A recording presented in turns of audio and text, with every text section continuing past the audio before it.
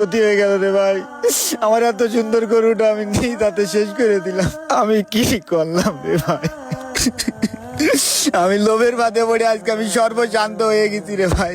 আমারও একটা গরু ছাড়া আর কিছু ছিল না রে ভাই। এ মিয়া ভাই, এই কি হয়েছে আমার একটু খুলে কদেনি। বাইরে আমি লোভে পড়েছি, লোভে পড়ে আমার গরুটা আমি হারাই ফেলেছি রে ভাই। কি করলাম আমি এটা? আরে মিয়া ভাই থাম, যা হওয়ার তা তো হয়েই গেছে। হাজার কানলেও তুই কি আর ওই গরুটা ফিরে পাবি? আচ্ছা, তোর ওই গরুর ইঞ্জেকশন মারার বুদ্ধিটা কিটা দিল আমার একটু কদেনি। কেউ আমারে বুদ্ধি দিনি রে ভাই।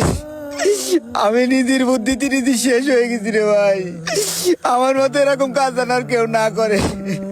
আমি কি করলাম? তুই কার বুদ্ধিতে এই করলি আমার একটু খুলে ক। কি হয়েছে তালি তুই শোন ভাই, কি হয়েছে?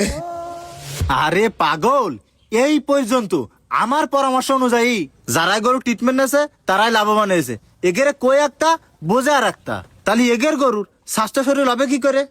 তাহলে এখন আমি কি করতে পারি ভাই?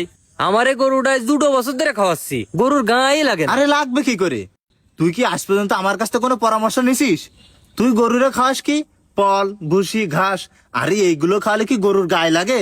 তাই কোসে আমার পরামর্শ অনুযায়ী ট্রিটমেন্ট নে, দেখবি প্রমাণ পেয়ে যাবি। তুই 6 মাসে যেই দাম পাসনি গরুর, দেখবি 15 দিনে সেই দাম পেয়ে যাবি। ভাইরে, তাহলে তুই আমার একটা পরামর্শ দে না, আমার গরুটা কোন ভিটামিন খাওয়ালে গায়ে লাগবে? আরে এই ভিটামিনটা তো খাওয়ানো লাগবে না, এই ভিটামিনটা ইনজেকশনের মাধ্যমে গরু গায়ে পুশ করতে হবে। কি কইস?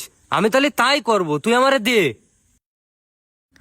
এই যে এই শিশিটা দেখতেছিস না, এইটাই হচ্ছে ভিটামিন, এইটাই গরু গায়ে পুশ করতে হবে, তাহলে গরুর কাজ হবে। ভাইরে, তুই এই ভিটামিনটা আমারে দে, আমি আমার গরুর গায়ে পুশ করি। দে ভাই। না রে ভাই, এটা বাইরেতে নিয়ে আইছি, এক পিসি আছে, আমাদের অত্র অঞ্চলে পাওয়া যায় না। তুই ছাড় দিনি ভাই, আমি তোর দিতে পারবো আমি না। আমার গরুর গায়ে পুশ করি, দে ভাই।